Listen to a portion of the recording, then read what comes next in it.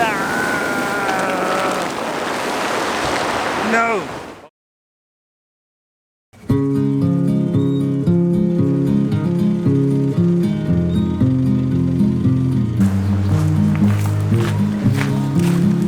What is up guys? Welcome back to my channel. Today is December 14, 2019. So malamang may edit ko tong video na to 2020 na.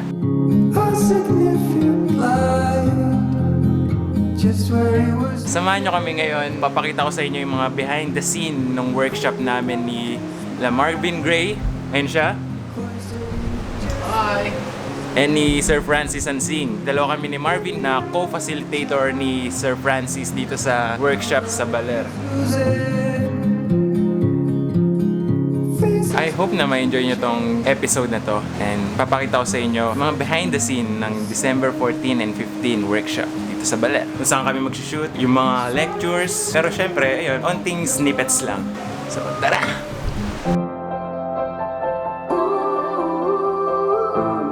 December na nung mga panahong ito pero sobrang init pa rin sa tanghali. Buti na lang, the aircon yung conference room na kinuha namin. And ito, habang nagpapahinga, nagpakilala muna kami sa isa't isa, lalo na kami mga facilitator. Then, sinimulan na namin yung lecture sa workshop bago sumabak ng shooting on location. Close your eyes, get out of your skin.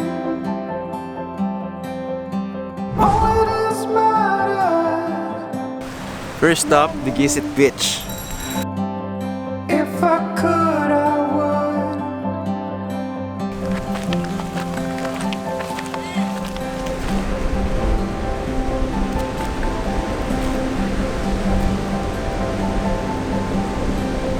Okay guys, kasama natin dito si JV. JV! Hello! Ano yung composition na nakita natin? Explain mo naman. May bulate kasi na ano. May bulate. Na leading line. So, okay, leading line. Sa bato. Oh. So itong composition namin, first composition, ito ginamit namin itong parang bulating ano, bato siya eh, di ba? Ay, ano ba tawag diyan? Corals.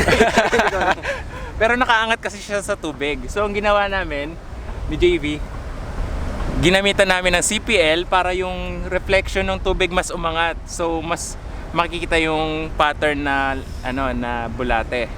So yun, ang magandang ano siya, leading line papunta dun sa subject nating ano, yung rock formation. Yun, nice shot. Okay, ipapakita ko sana sa inyo yung image na kuha ni JV kaso hindi siya pumayag na ilagay ko dito sa video. Kaya itong handheld snapshot na lang na to ipapakita ko sa inyo. Kinuha ko tong shot na to handheld para ipakita lang kay JV kung ano yung composition na to. Then in-explain ko na rin sa kanya kung bakit nagustuhan ko tong composition na to.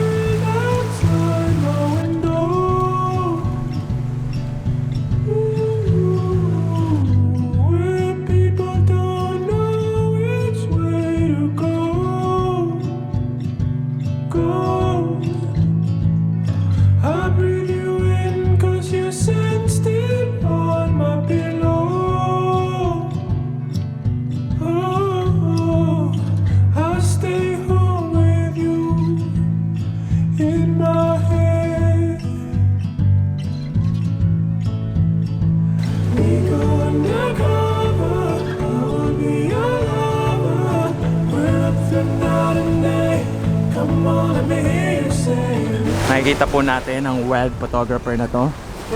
Hindi siya wildlife photographer, wild photographer. Na susugurin kahit anong agos. Ayan na, malapit na sa'yo. Okay, another composition tayo. Sama ko ngayon si AJ sa si JV. ginagawa namin, subject, yung dalawang parang ano na formation.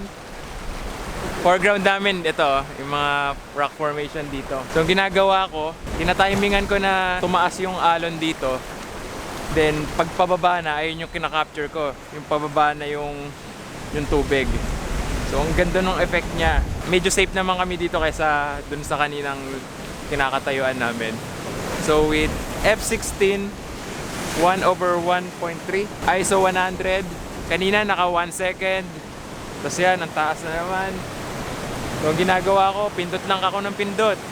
Tapos sa post-process, doon ako mamimili ng pinakamagandang kuha kong wave. Then, i-add ko na lang sa subject na naka-well exposed.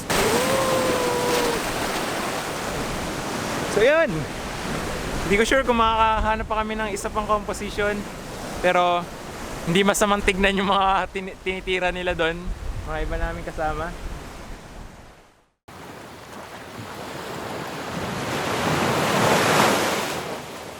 Kinagandahan ng tatlo kaming nagpa-facilitate nitong workshop na to ay hindi kami aligaga kung sino yung i-assist namin. Hindi rin naman napuno yung participant count namin dito. So nagkaroon pa kami ng pagkakataon na mapag-shoot dito sa workshop na to.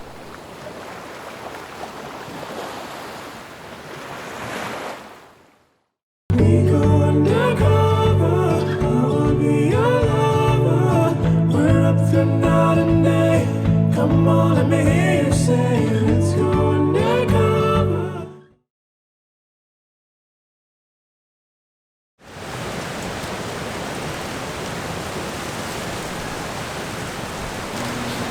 Hey, good morning guys. So, alas 4 na ng umaga at ang lakas ng hangin sa labas. So kailangan namin ng maaga ngayon para makarami kami kasi mamaya puro post-processing na lang gagawin namin. I think sa Ampere Beach kami ngayon. So yun, samahan nyo kami ulit. Kung ano yung makikita doon.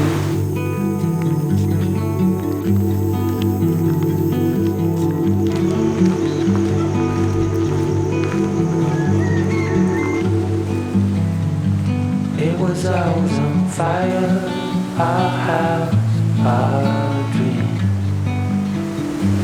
We were dancing on a wire, reckless it seemed.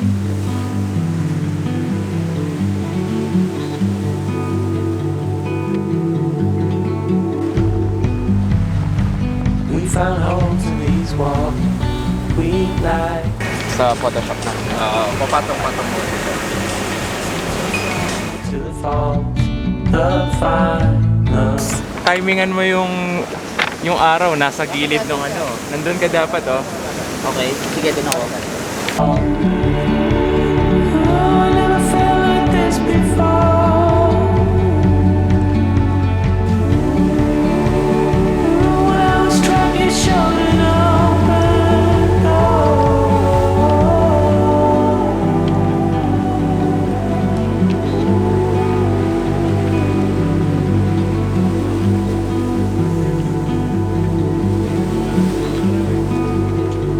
Okay, matapos namin mag-assist dito, kuha naman kami ng sariling shot namin.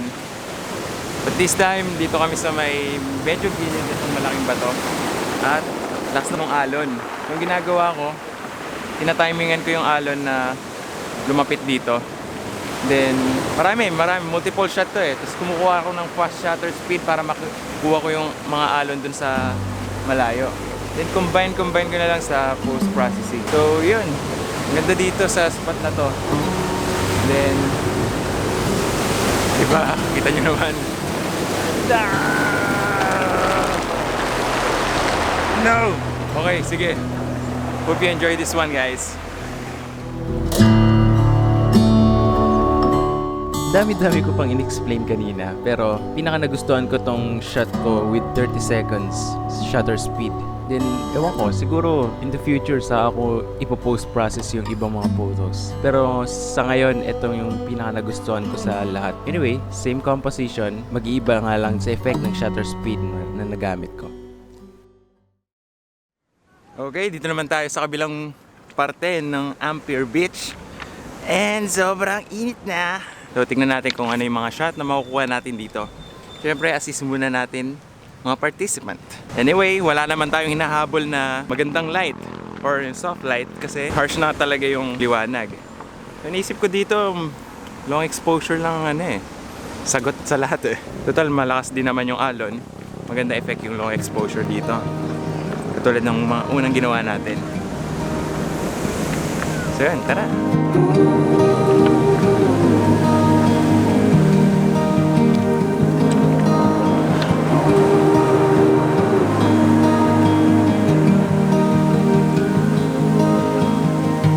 With your hand on your heart, please tell me which way you're going.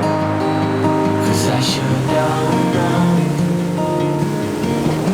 Peace in hand, it's a start, but it's a mighty puzzle to make. No need to say, how will I cope?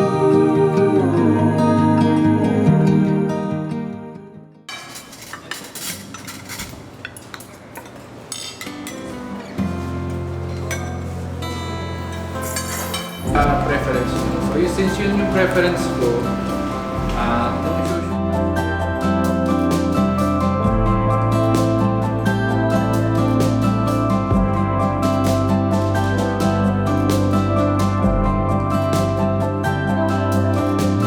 pindutin ko na yung randomize, and the winner of the Luminar Key Miss Universe! is Joanne. Hoy, nandito na tayo ngayon sa last location ng shoot namin dito sa Baler. Ito yung tinatawag nilang histogram ng mga photographer. Kasi yung rock formation dito mukhang histogram daw. Pero totoo naman. So yun. Totoo. Totoo. Histogram. Perfect. Ano ba yun? Perfect histogram. Perfect histogram.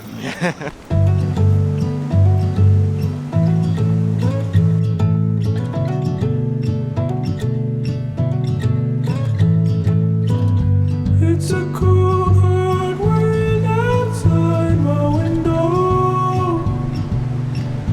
When people don't know which way to go. Alisin ko muna tong graduated mo. Ay, hindi pwede sa may gasket nga pala dyan, di ba? So, wag kang gumamit ng graduated. Sa pangalawa mo ilagay. Then stop lang. May nakakasya to, no? Oo. Yung 6 stop, ano na siya? 30 seconds. So, lalagpas kang 30 seconds. Come on, let me hear you say, let's go undercover. I wanna be your lover. I don't want the games they play. It's not us, so we better stay.